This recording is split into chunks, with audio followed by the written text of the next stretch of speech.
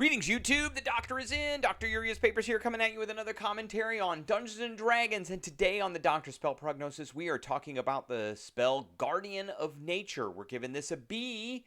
But first, don't forget to hit that subscribe button. If you like this video, hit the like button. And if you have any questions or comments, please leave a question or a comment. All right.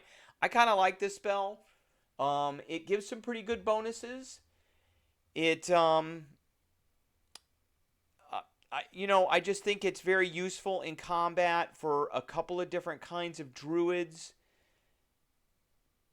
That's pretty much what I want to get at this point. We are giving it a solid B. There are probably spells at 4th level for druids and rangers that are better.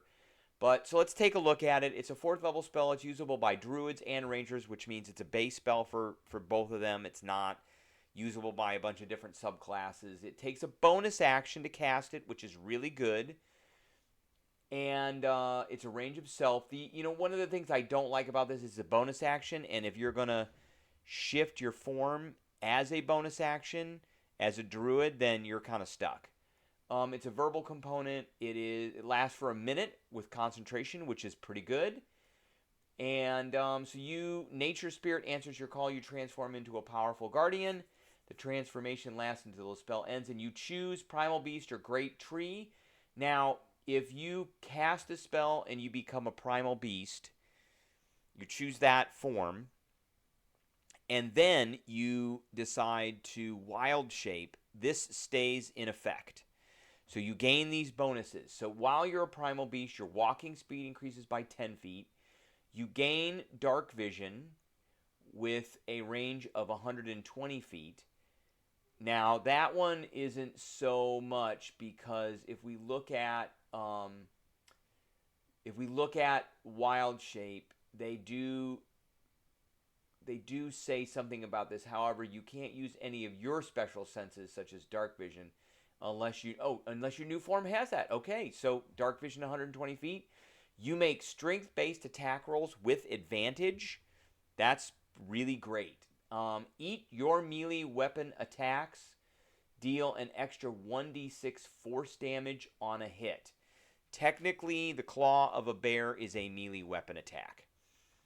And so it's going to do an extra d6 of damage.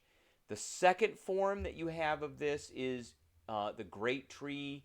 You kind of take on these tree characteristics. You gain 10 temporary hit points. You make Constitution saving throws with advantage. You make dexterity and wisdom-based attack rolls with advantage. So those also are spell attack rolls because all spell attack rolls are wisdom-based attack rolls for you if you're a druid. For a ranger, dexterity-based attack rolls are done with advantage. So that would be with a bow, for instance.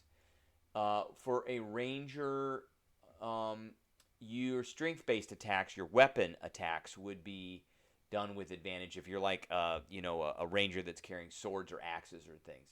Also with the Great Tree, while you're on the ground within 15 feet of you is difficult terrain for your enemies. So there's ranger options for this and there's druid options for this. I kind of want to look at the druid options for this.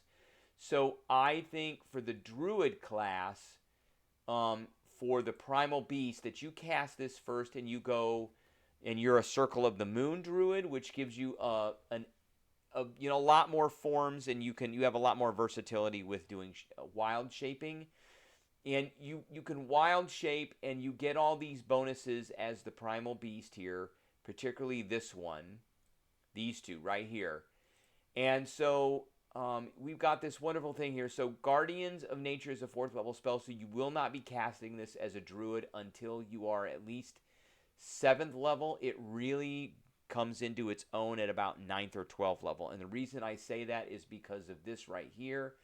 So starting at 6th level, you can transform into a beast with a challenge rating as high as your druid level divided by 3. So at 7th level, you can do a 2. At 9th level, you can do a challenge rating 3. And at 12th level, you can do a challenge rating 4.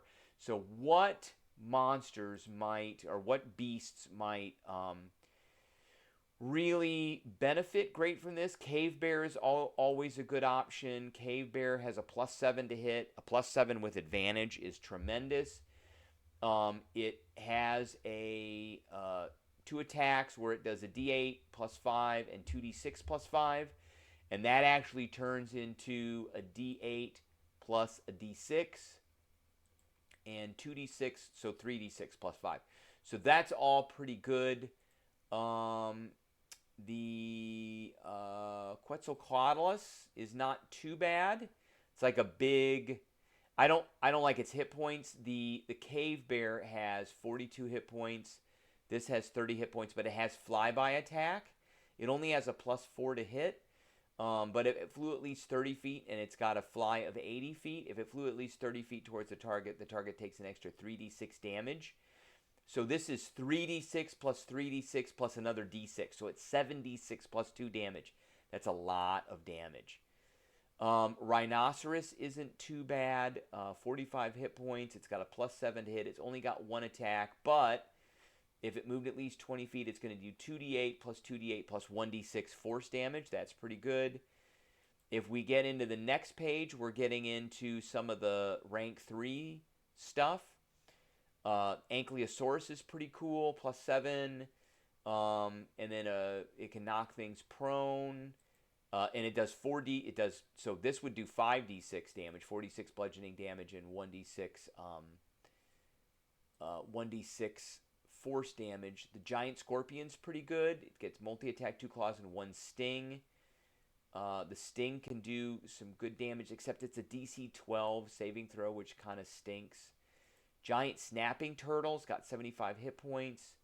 4d6 damage. That's not too bad. Spotted lion. It's got this rend attack. It's got a +8 to hit. It can get advantage on its own, so that's not, things are great. An elephant, it's got 76 hit points and can do a gore or a stomp attack. It's got this trampling charge, so if it moves at least 20 feet and then hits with its gore in the same turn, it's got to make a strength saving throw of a DC 12. That's another thing I don't like, is that DC 12 kind of stuff.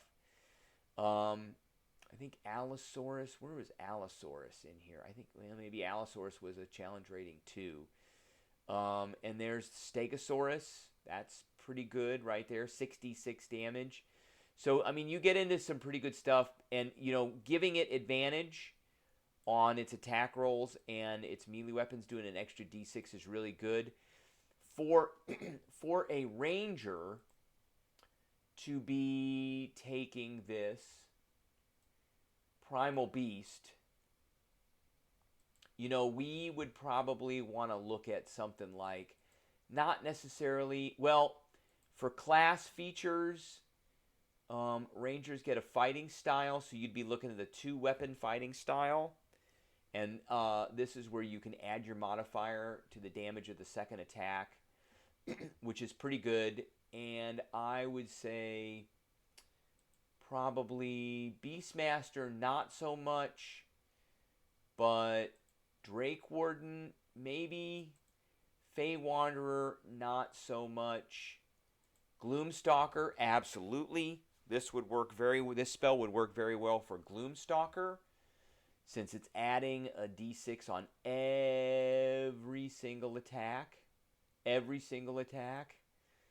Hunter wouldn't be too bad because of the Colossal Slayer. Monster Slayer, and that's okay. I would say probably Hunter or Gloomstalker would be a good one to go with the Primal Beast. Now, for the Great Tree, for Druids, I like the Starry form, because they have the Archer, and it's a bonus action on your subsequent turns. You make a ranged spell attack, which is a Wisdom-based attack. So, you'd be making that with advantage, which is really good. For the Ranger, Gloomstalker again, it's got to be Gloomstalker or Hunter, Colossal Slayer, for both of those. So, I think that's great. I think another thing about the Starry Form Druid is they get Guiding Bolt a bunch of times. And Guiding Bolt is a ranged spell attack. That's a Wisdom. You get advantage on that, and then you give somebody else advantage. So, I think this is a pretty good spell. It's excellent in combat. It is a concentration spell. Rangers won't be able to use it till they're, I believe, ninth level. But let's check that out. I think it's ninth level, but I want to verify that just in case I am incorrect. 13th level. They won't be using it until 13th level, but it can add extra damage just based off of this and this by raising your chance to hit, which raises your damage per round. All right, that's what I got for everybody today. I appreciate everybody tuning in, and I will catch everybody later.